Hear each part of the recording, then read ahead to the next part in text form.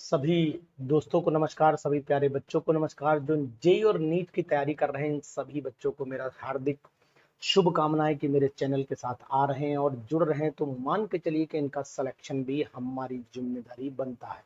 अगर आपने नोटिस किया होगा तो मैं आपको स्क्रीन शेयर कर रहा हूं और इस स्क्रीन पर आपने ये भी नोटिस किया होगा कि ये जो फार्मूले मैं बॉक्स में दे रहा हूं, ये फार्मूले मान के चलिएगा कि एग्जाम में आपके लिए बहुत इंपॉर्टेंट हो जाएंगे। तो फिर ये ध्यान देना जरूरी है कि इन फार्मूलों को हम कहीं पर नोट कर लें। यानी कि एक तो फार्मूला नोडल प्लेन का हमें ध्यान रखना चाहिए, यानी कि नंबर ऑफ स्पेक्ट्रल लाइन कैसे निकाले जाते हैं। दूसरा फार्मूला हमें ध्यान देना चाहिए कि नंबर ऑफ द रेडियल और स्फेरिकल नोड कैसे निकाले जाते हैं। तीसरा, number of the nodal plane कैसे निकाले जाते हैं और number of the angular node. ये एल बना हुआ है, ध्यान दीजिए ये एल बना हुआ है, कहीं आप कंफ्यूज हो जाए। तो जेई नीट की तैयारी करने वाले बच्चों, एक तो आपको ये बता दें कि हर कोचिंग में, चाहे वो कितनी भी बेस्ट कोचिंग हो, सभी टीचर अच्छे नहीं मिल पाते एक्सेप्ट फ्यू। कुछ कोचिंग में ऐसा है लेकिन सभी में ऐसा नहीं। तो जिन लोगों को ये सुविधाएं नहीं उपलब्ध हो पा रही, अपना जहां पढ़ते हैं पढ़ते रहिए, लेकिन हमारे चैनल पर आइए, हम आपको फार्मूले के साथ में पूरा मटेरियल प्रोवाइड करेंगे। हम डिस्क्रिप्शन में अपना व्हाट्सएप ग्रुप भी का लिंक भी दे रहे हैं, तो वहां पर भी जुड़िए। तो देखिएगा ध्यान से कि आखिरकार अब इस फार्मूले को आगे बढ़ाता हूं। यहां तक मैंने पढ़ा दिया था, आपको नोटिस होगा।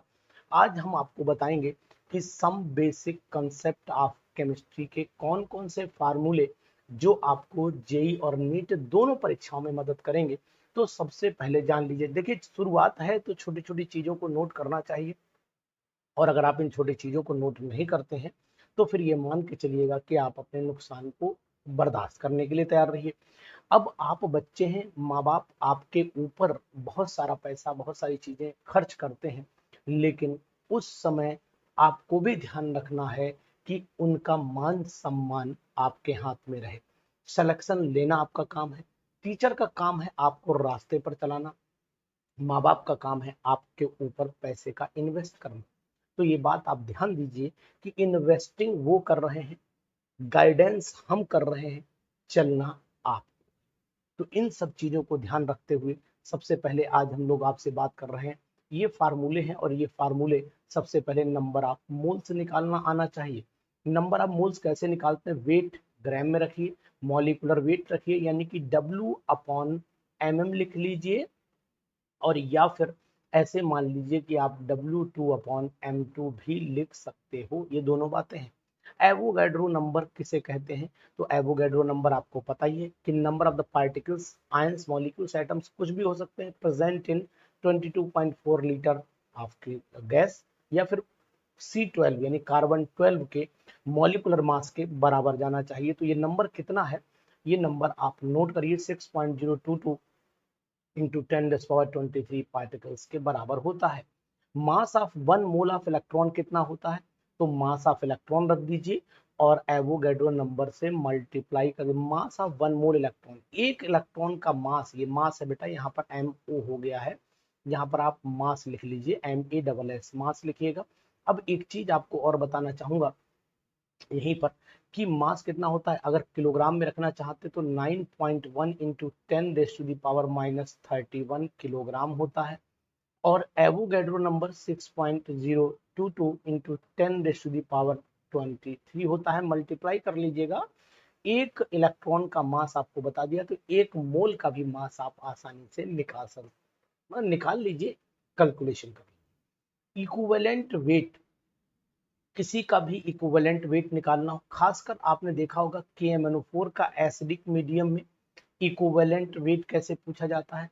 K2Cr2O7 का अगर आपने देखा होगा तो K2Cr2O7 का एसिडिक मीडियम में ये अधिकतर पूछे जाते हैं, तो इनको भी आपको ध्यान देना चाहिए। अच्छे से याद रखिए तो आपको काम चलेगा। अब इक्विवेलेंट वेट निकालने के लिए आपको क्या करना पड़ेगा? एटॉमिक वेट पे जाना पड़ेगा और वैलेंसी से डिवाइड कर देना पड़ेगा। एसिड का निकालना है तो बेसिसिटी ऑफ एसिड, और अगर बेस का निकालना है तो एसिडिटी ऑफ बेस। तो मैंने एक ट्रिक भी समझाई है, अगर हमारे एरोमा केमिस्ट्री क्लासेस के यूट्यूब चैनल पर जाते हैं तो वहां पर सबसे पहली ट्रिक ही यही है कि किसी भी एसिड की बेसिसिटी कैसे निकालते हैं और किसी भी बेस की एसिडिटी कैसे निकालते हैं, इसकी बहुत बड़ी वीडियो भी हमने दे रखी है, तो आप उसको भी डाउनलोड कर सकते हो। ठीक है, तो इक्वलेंट बेस ये बहुत ही इंपॉर्टेंट है, दोनों चीजें ध्यान दीजिए, ये वाले दोनों फार्मूले बहुत ही इंपॉर्टेंट है।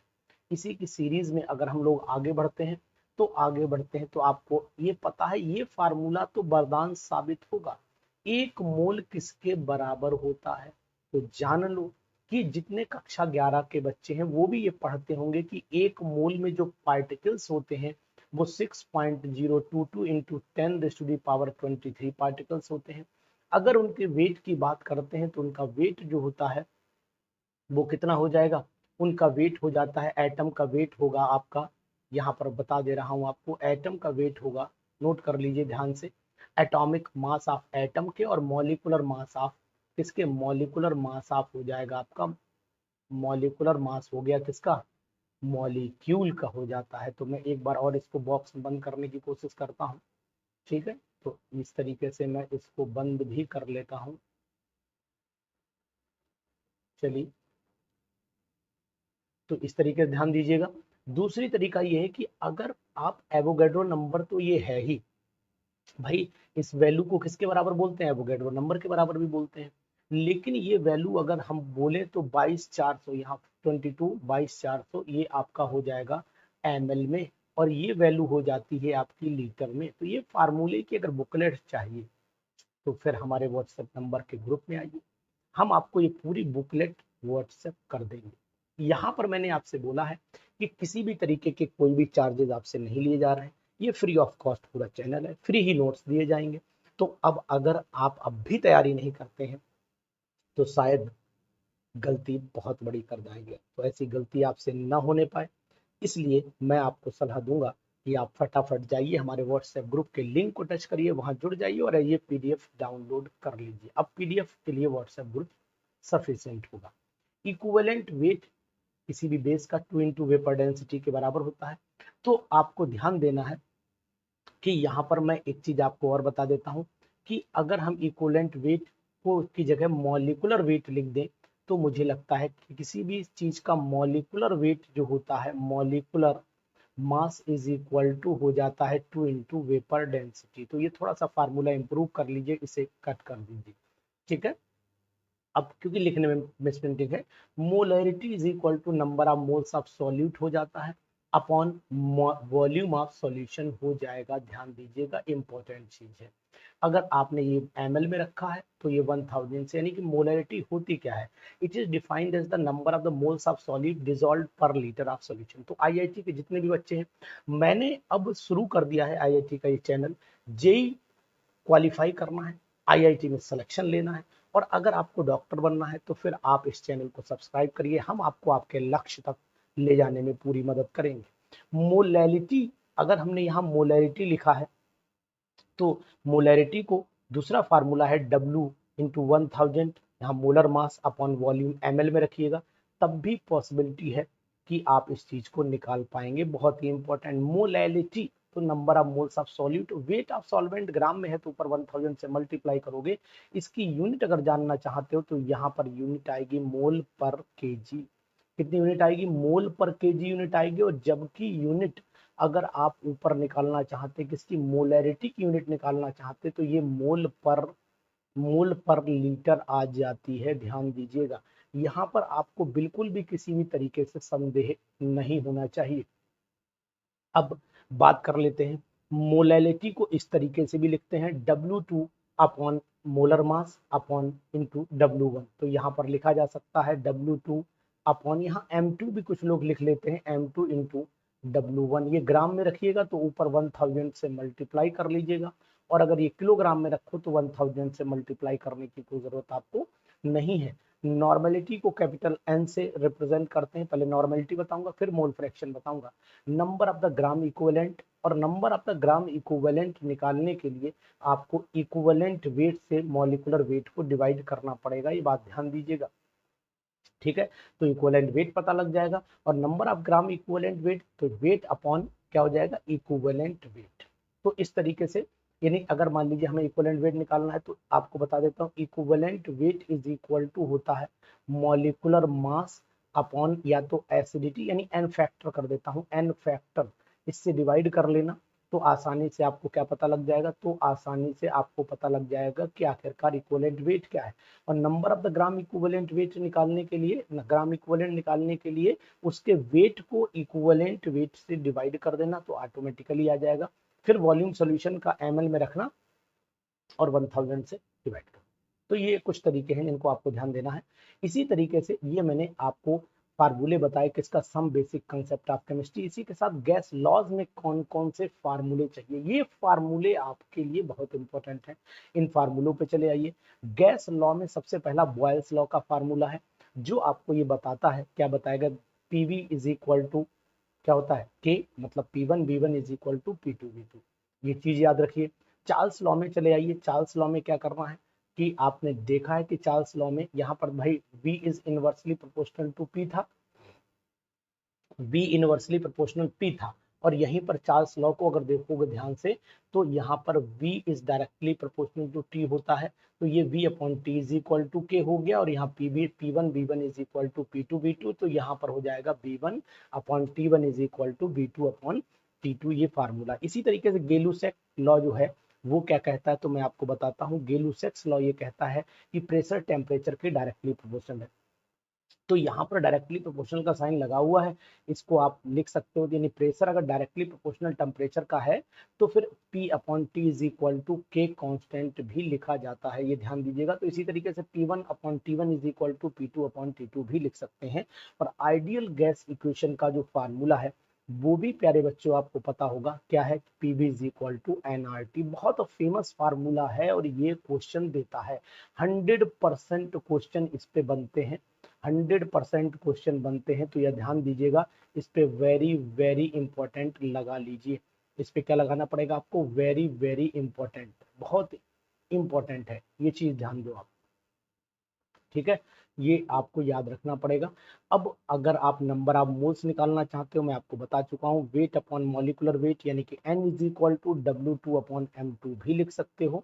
इसी तरीके से PV इज इक्वल टू, अब यहाँ N की जगह पे वैल्यू पुट कर दीजिए RT, R की वैल्यू, ये बड़ा इंपॉर्टेंट है, ये आपको याद रखना कि R की वैल्यू क्या होनी चाहिए। इसी तरीके से P is equal to W upon MRT, ये वैल्यू भी पुट कर सकते हो आप, और यहाँ पर P is equal to DRT भी पुट कर सकते हो, यानी कि ये डेंसिटी से रिलेशन है, ये डेंसिटी से रिलेशन है, इसको आपको ध्यान देना चाहिए मेरे हिसाब से, ठीक है। चलिए, अब अगर भाई इनमें एक चीज ध्यान रखना, आर की अगर वैल्यू लीटर एटमॉस्फेयर पर केल्विन पर मोल में, यानी कि अगर वॉल्यूम लीटर में है तो फिर आर की वैल्यू रखनी है, प्रेशर अगर बार में है और वॉल्यूम लीटर में है तो फिर वैल्यू ये रखनी है। और इसी तरीके से अगर आपके जो जूल पर केल्विन पर मोल एनर्जी का कहीं पर कंसेप्ट चलता है, हालांकि ये वैल्यू यूज नहीं की जाती है इस चैप्टर में, तो नहीं करते हैं, लेकिन रिमेनिंग चैप्टर जैसे केमिकल काइनेटिक्स से कक्षा 12 का 12th क्लास का चैप्टर है, तो एनर्जी जब कंसेप्ट लगता है तो ये फार्मूले दोनों अप्लाई हो जाते हैं, कैलोरी और जूल वाले, बाकी तो यूनिट जूल पर केल्विन पर मोल तो सेम रहती है, यहाँ पर कोई चेंज नहीं आता है। जनरल गैस इक्वेशन भी आपको पता है कि भैया जनरल गैस इक्वेशन क्या होती है, general gas equation P1 B1 upon T1 is equal to P2 V2 upon T2। लेकिन जेई और नीट में जो क्वेश्चन बनता है वो ग्राहम्स लॉ ऑफ डिफ्यूजन से बहुत ज्यादा इंपॉर्टेंट बन जाता है। तो मेरे प्यारे बच्चों, आप इस फार्मूले को जरूर पढ़ लीजिएगा, ध्यान से पढ़ लीजिएगा, है ना, ये बात आपको याद रखनी चाहिए, ठीक। चलो, तो यहाँ पर मैं बॉक्स बनाने की कोशिश कर रहा था, फिलहाल नहीं बन पाया, खैर कोई बात नहीं, बना देता हूँ, आपकी तमन्ना पूरी कर देता हूँ मेरे प्यारे बच्चों, मैं आपकी तमन्ना जरूर पूरी करूंगा। देखो यहाँ से मैं बना देता हूँ इस तरीके से, ये फार्मूले याद रखना क्या कहते हैं, ये फार्मूले में आपको बताता हूँ, R1 upon R2 is equal to D2 upon D1, यानी कि रेट ऑफ डिफ्यूजन किसी भी गैस का उसकी डेंसिटी के इनवर्सली प्रोपोर्शनल में चलता है, और मॉलिक्यूलर मास के, क्योंकि डेंसिटी मोलर मास के डायरेक्टली प्रोपोर्शनल होती है, इसलिए इसको ऐसे भी लिखा जाता है। वैन डर वाल गैस इक्वेशन को नोट कर लेना, इस पे लिख लो, आएगी, बहुत इंपॉर्टेंट है ये, आएगी। यानी कि P plus A N square upon V square रख दीजिए, इज इक्वल टू, यहाँ ब्रैकेट में N V minus N B is equal to N R T. ये फार्मूला याद रखिए, अगर एन की वैल्यू 1 मोल कर देते हैं तो फिर फार्मूला आपके सामने आ जाता है बच्चा। क्या आएगा फार्मूला, बता सकते हो तुम? P plus A upon V square, V minus V is equal to R T आ जाएगा। Compressibility factor Z is equal to P B upon R T, और for ideal gas Z is equal to 1 हो जाएगा, तो P B is equal to N R T automatically हो जाएगा। P B is equal to R T रख लो, N की value भी 1 कर दो तो P B is equal to R T रख लीजिए, अदरवाइज आप P B is equal to N R T भी आप लिख सकते हो। इस बात का भी आपको ध्यान देना चाहिए, मेरे हिसाब से ध्यान देना चाहिए। ठीक है, चलिए 1 मिनट का आप समय दीजिए बस।